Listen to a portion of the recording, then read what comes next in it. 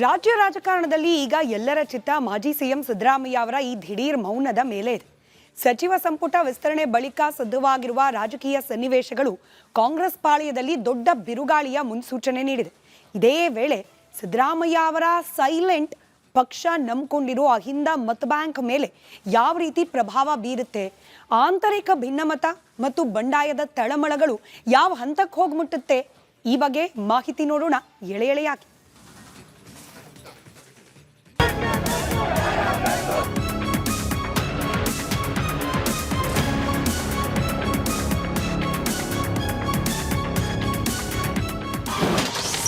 Cabinet ವಿಸ್ತರಣೆ ಗೊಂದಲ ಬಗೆಹರಿಸುವ ಲೆಕ್ಕಾಚಾರ. ಹಿರಿಯ ಶಾಸಕರ ಅಸಮಾಧಾನ, ಆಗಲೂ ಸಿದ್ದು ಸೈಲೆಂಟ್.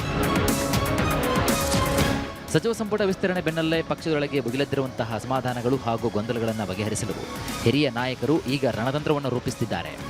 ನೂತನ ಸಚಿವರ ಆಯ್ಕೆ ಮತ್ತು ಕೆಲವರಿಗೆ ಅವಕಾಶ ಸಿಗದ ವಿಚಾರದಲ್ಲಿ ಉಂಟಾಗಿರುವಂತಹ ಭಿನ್ನಮತವನ್ನು ಶಮನ ಮಾಡುವುದು ಹೇಗೆ ಎಂಬ ಚಿಂತೆಯಲ್ಲಿ ಕೈ ನಾಯಕರು ಇದೀಗ ನಿರತರಾಗಿದ್ದಾರೆ. ಈಗಾಗಲೇ ಕೆಲ ಹಿರಿಯ ಶಾಸಕರು ತಮಗೆ ಸಚಿವ ಸಂಪುಟದಲ್ಲಿ ಸ್ಥಾನ ಸಿಗಲಿಲ್ಲ ಅಂತ ರಾಜೀನಾಮೆ ನೀಡುವುದಾಗಿ ಘೋಷಣೆ ಮಾಡಿದರು. ಇತ್ತ ವಿಜಯನಗರ ಶಾಸಕ ಎಂ ಕೃಷ್ಣಪ್ಪ ಬೆಂಬಲಿಗರು ಪ್ರತಿಭಟನೆ ನಡೆಸಿದರು. ಆಗಲೂ ಕೂಡ ಮಾಜಿ ಸಿಎಂ ಸಿದ್ದರಾಮಯ್ಯ ಸೈಲೆಂಟ್ ಆಗಿದ್ದರು.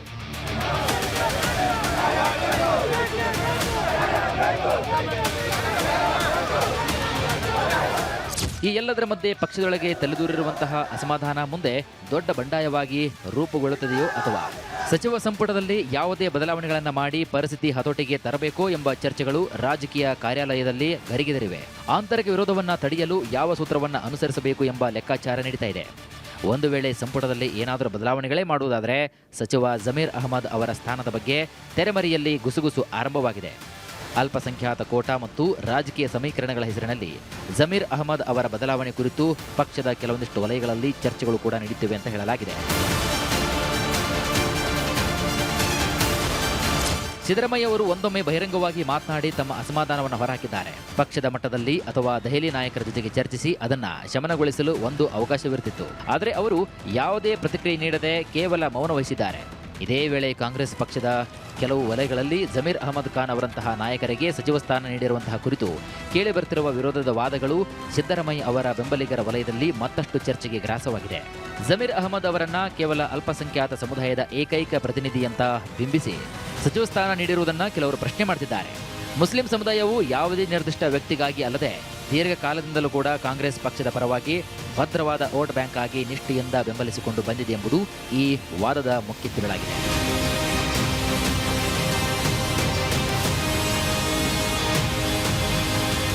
ಹಾಗೆ ಜಮೀರ್ ಅಹಮದ್ ಅವರು ತಮ್ಮ ಹಿಂದಿನ ರಾಜಕೀಯದ ಜೀವನದ ಕೆಲವೊಂದಿಷ್ಟು ಸಂದರ್ಭಗಳಲ್ಲಿ ಹಾಗೂ ಚುನಾವಣೆಗಳಲ್ಲಿ ಪಕ್ಷದ ಅಧಿಕೃತ ನಿಲುವು ಮತ್ತು ಅಭ್ಯರ್ಥಿಗಳ ವಿರುದ್ಧವಾಗಿ ನಡೆದುಕೊಂಡಿದ್ದಾರೆ ಎಂಬ ಗಂಭೀರ ಆರೋಪಗಳು ಮತ್ತು ಆಂತರಿಕ ಅಸಮಾಧಾನಗಳು ಹಿರಿಯ ನಾಯಕರಿಂದ ವ್ಯಕ್ತವಾಗಿವೆ. ಪಕ್ಷವನ್ನ ಕಷ್ಟದ ಕಾಲದಲ್ಲಿ ಕಾಯ್ದು ಕಟ್ಟಿ ಬೆಳೆಸಿದಂತಹ ನಿಷ್ಠಾವಂತ ಕಾರ್ಯಕರ್ತರು ಮತ್ತು ಹಿರಿಯ ನಾಯಕರು ಪಕ್ಷದಲ್ಲಿ ಇರುವಾಗ ಇಂತಹ ಹಿನ್ನೆಲೆ ಇರುವವರಿಗೆ ಮಣೆ ಹಾಕುವುದು ಕೆಳ ಹಂತದ ಕಾರ್ಯಕರ್ತರಿಗೆ ಯಾವ ರೀತಿಯ ತಪ್ಪು ಸಂದೇಶ ರವಾನಿಸಲಿದೆ ಎಂಬುದನ್ನು ಈ ಆತಂಕಗಳು ಹಾಗೂ ಈ ವಾದಗಳ ಮುನ್ನೆಲೆಯೂ ಕೂಡ ಬರ್ತಾ ಇವೆ.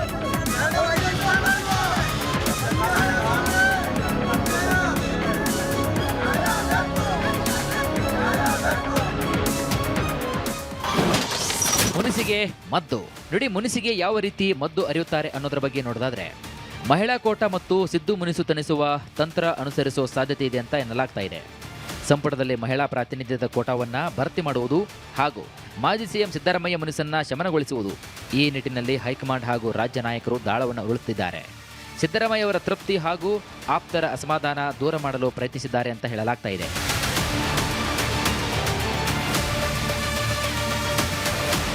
ಸಚಿವ ಸಂಪುಟ ವಿಸ್ತರಣೆ ಹಾಗೂ ನೂತನ ಸಚಿವರ ಆಯ್ಕೆ ಪ್ರಕ್ರಿಯೆಯು ಕಾಂಗ್ರೆಸ್ ಪಕ್ಷದೊಳಗಿನ ಭಿನ್ನಮತ ಬಹಿರಂಗಪಡಿಸಿದೆ. ಸಿದ್ದರಾಮಯ್ಯ ಅವರ ಮೌನವು ಪಕ್ಷದ ಪ್ರಮುಖ ಕೋಟೆಯಲ್ಲೇ ತಳಮಳ ಸೃಷ್ಟಿಸಿದ್ದು ಅಶಾಂತಿ ದಿನದಿಂದ ದಿನಕ್ಕೆ ಹೆಚ್ಚಾಗುವ ಎಲ್ಲ ಲಕ್ಷಣಗಳು ಕೂಡ ಗೋಚರಿಸುತ್ತಿದೆ. ಯಾಕಂದರೆ ರಾಜಕೀಯ ತಜ್ಞರ ಮಾಹಿತಿ ಪ್ರಕಾರ ಸಿದ್ದರಾಮಯ್ಯ ರಾಜಕೀಯದಲ್ಲಿ ಯಾರ್ಯಾರು ಎದುರು ನಿಂತಿದ್ದರೋ ಅವರೆಲ್ಲರೂ ಕೂಡ ಸೈಡ್ ಲೈನ್ ಆಗಿದ್ದಾರೆ. ಈ ಹಿಂದೆ ಶಿವಾಜಿನಗರ ಶಾಸಕರಾಗಿದ್ದ ರೋಷನ್ ಬೇಗ್ ಹಾಗೂ MLC ಆಗಿದ್ದ ಸಿಎಂ ಇಬ್ರಾಹಿಂ ಈಗ ರಾಜಕೀಯದಲ್ಲಿ ಸೈಡ್ ಲೈನ್ ಆಗಿದ್ದಾರೆ. ಇದೆಲ್ಲದರ ಹಿಂದೆ ಸಿದ್ದರಾಮಯ್ಯ ರಣತಂತ್ರ ಇದೆ ಅನ್ನುವ ಚರ್ಚೆಗಳು ಕೂಡ ರಾಜಕೀಯ ವಲಯದಲ್ಲಿ ಕೇಳಿಬರ್ತಿವೆ. ಪ್ರಸ್ತುತ ರಾಜ್ಯ ರಾಜಕೀಯದಲ್ಲಿ ನಡೀತಾ ಇರುವಂತಹ ಬೆಳವಣಿಗೆಗಳು ಮುಂದಿನ ದಿನಗಳಲ್ಲಿ ಯಾವ ರೀತಿಯ ಬದಲಾವಣೆಗೆ ಸಾಕ್ಷಿಯಾಗುತ್ತೋ ಅನ್ನೋ ಕುತೂಹಲ ಕೂಡ ಕೆರಳಿದೆ.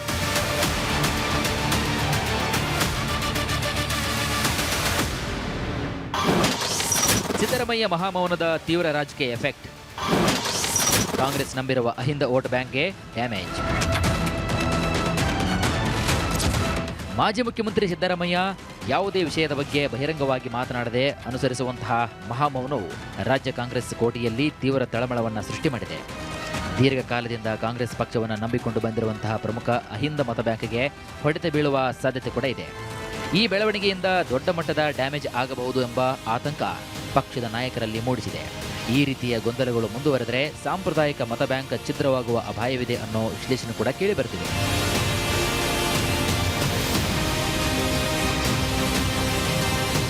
ಅಲ್ಲದೆ ಸಿದ್ದರಾಮಯ್ಯ ಅವರನ್ನ ಬೆಂಬಲಿಸುವ ಹಿರಿಯ ಶಾಸಕರು ಮತ್ತು ಆಪ್ತರು ಬಹಿರಂಗವಾಗಿ ಅಸಮಾಧಾನ ಹೊರಹಾಕುವ ಸಾಧ್ಯತೆಗಳಿವೆ.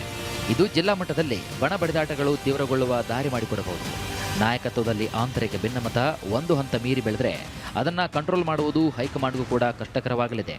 ಕೆಳಹಂತದ ಕಾರ್ಯಕರ್ತರಲ್ಲಿ ಮೂಡಲಿರುವಂತಹ ಗೊಂದಲಗಳು ಸರ್ಕಾರದ ಆಡಳಿತದ ಮೇಲೂ ಕೂಡ ಪರಿಣಾಮ ಬೀಳಲಿವೆ.